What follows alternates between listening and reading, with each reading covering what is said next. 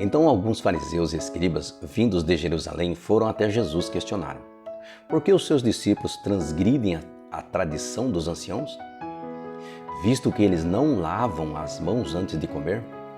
Ponderou-lhe Jesus: e por que transgrides vós também o mandamento de Deus por causa da vossa tradição?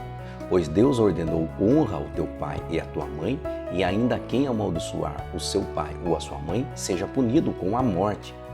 Contudo, vós dizeis que se alguém disser a seu pai ou a sua mãe: oferta é ao Senhor a ajuda que de mim devias receber, esse jamais estará obrigado a honrar seu pai ou a sua mãe com os seus bens.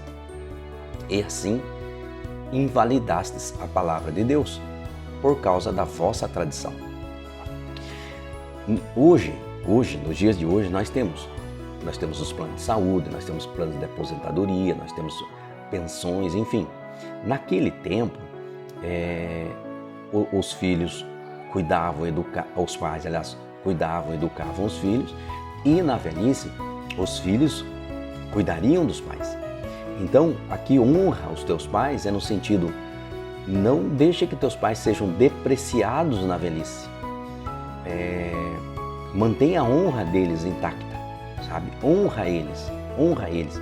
Faz com que ele tenha honra, mas você é que vai honrá-los, porque você vai cuidá-los e manter íntegros, bem cuidados, né? Bem assistidos. Não abandone os seus pais na velhice, né? Honra os teus pais. E aí eles tinham algo que era feito nos ritos deles, que tirava ele dessa obrigação de cuidar dos pais na velhice, que era aquela afirmação aqui que nós passamos aqui, que Jesus falou, que é uma passagem aqui, vamos voltar a ela aqui. Contudo, vós dizeis que se alguém disser a seu pai ou a sua mãe: oferta é ao Senhor a ajuda que de mim devias receber. Tá vendo? Então eles falam que a oferta é ao Senhor, quer dizer, Deus vai ajudá-los, mas não eles, né? A ajuda que de mim deveria receber. Então, através dessa frase que eles depois agregaram nos rituais deles, eles tiraram, né, o mandamento que Deus que era que honrai os seus pais, né? É disso que Jesus está falando. Aí vamos aqui ao 7. Hipócritas, bem profetizou Isaías sobre vós, denunciando: este povo me honra com os lábios, mas o seu coração está longe de mim. Em vão me adoram, pois ensinam doutrinas que não passam de regras criadas por homens. Percebe? Doutrinas de regras criadas por homens. Então Jesus conclamou a multidão a aproximar-se e pregou: ouvi e entendei, não é o que entra pela boca o que torna uma pessoa impura, mas o que sai da boca, isto sim corrompe a pessoa. Então, aproximando-se dele, os discípulos avisaram: sabes que os fariseus se ofenderam quando ouviram essas tuas palavras? Mas ele respondeu: toda a planta que o meu Pai Celestial não plantou será arrancada. Deixai-os, eles são guias cegos guiando cegos. Se um cego conduzir outro cego, ambos cairão no buraco. Percebe todas essas coisas que Jesus está falando? Jesus trouxe a luz e trouxe a salvação. Existe a doutrina de homens, eles estão se guiando pelas doutrinas de homens. A doutrina de homens não leva a lugar nenhum a não ser a escuridão, porque eles estão na escuridão. Jesus trouxe a luz e trouxe o Evangelho. Esse é o Evangelho da salvação, o qual deve ser seguido. Enquanto eles continuarem naquela doutrina, são cegos guiando cegos, porque são palavras que levam à escuridão. Eles não vão a lugar nenhum. Jesus é a salvação. Então pediu-lhe Pedro: explica-nos a outra parábola.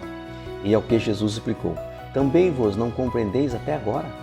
Não entendeis ainda que tudo o que entra pela boca desce para o estômago e vai tarde é lançado no esgoto? Entretanto, as coisas que saem da boca vêm do coração e são essas que tornam uma pessoa impura. Porque do coração é que procedem os maus intentos, homicídios, adultérios, moralidades, roubos, falsos testemunhos, calúnias, blasfêmias. Essas coisas corrompem o indivíduo, mas o comer sem lavar as mãos não o torna impuro. Então, Jesus está nos mostrando aqui que quem carrega a maldade, tudo está dentro dele, né? E não está fora dele. Então, os alimentos que você come é para o teu corpo. Se você não lavou a mão, você vai adquirir aí uma bactéria, qualquer coisa que pode fazer mal ao teu corpo, certo? Mas aqui Deus está falando a questão do reino, entre o reino espiritual que Ele está trazendo e o reino terreno. Então, o que você come não tem influência no reino espiritual, né? É isso que Ele está falando. Agora, o que você fala tem, porque desde a sua origem, Deus já deu autoridade para você sobre esse reino terreno, de você ter domínio. Então, o que você fala cria no reino espiritual. Então, muitas pessoas podem estar falando coisas erradas e criando maldições para ela própria no reino espiritual, sem ter essa consciência.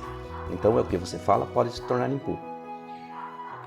Então, aqui, Jesus atende ao clamor dos gentios. Aí, agora vai chegar nos gentios. Deixando aquele lugar, Jesus retirou-se para a região de Tiro e Sidom. E eis que uma mulher cananeia natural daquelas regiões veio a ele clamando: Senhor, filho de Davi, tem compaixão de mim. Minha filha está horrivelmente tomada pelo demônio. Ele, porém, não lhe respondeu qualquer palavra. Então os seus discípulos, aproximando-se, pediram-lhe: manda essa mulher embora, pois vem gritando atrás de nós. Ao que Jesus replicou: eu não fui enviado senão as ovelhas perdidas da casa de Israel. Chegou então a mulher e o adorou de joelhos, suplicando: Senhor, ajuda-me. Ao que Jesus lhe respondeu: não é justo tirar o pão dos próprios filhos para alimentar os cães de estimação. Ela, porém, replicou: sim, Senhor, mas até os cães de estimação comem as migalhas que caem das mesas dos seus donos. Então Jesus exclamou: ó mulher, grande é a tua fé, seja feito a ti conforme queres. E naquele exato momento sua filha ficou sã. E aqui nessa passagem nos mostra de novo o papel de Jesus aqui, a casa de Israel, né? Ele veio para os filhos da geração de Abraão, né, que era dos judeus. E então ele tinha uma missão muito, muito focada aqui para fazer. Mas a mulher suplicando, ele atendeu a mulher e explicou, né, que ele não veio para os filhos desse reino, para os filhos terrenos do mundo. Multiplicação dos pães. Partiu Jesus dali e foi para a orla do mar da Galileia, e subindo ao monte, assentou-se ali. Então multidões dirigiram-se a ele, levando consigo mancos, aleijados, cegos, mudos e muitos outros doentes, e o colocaram aos pés de Jesus, e ele os curou. O povo ficou atônito quando viu os mudos falando, os aleijados curados, os mancos andando e os cegos enxergando, e louvaram a Deus de Israel. Chamou Jesus os seus discípulos para dizer-lhes: tenho compaixão dessas muitas pessoas, pois há 3 dias permanecem comigo e não tenho o que comer. Não quero mandá-las embora em jejum, porque podem desfalecer no caminho. Mas os discípulos disseram: onde poderíamos encontrar nesse lugar deserto pães suficientes para alimentar tantas pessoas? Perguntou-lhes Jesus: quantos pães tendes? Ao que eles responderam: 7, e mais uns pequenos peixes.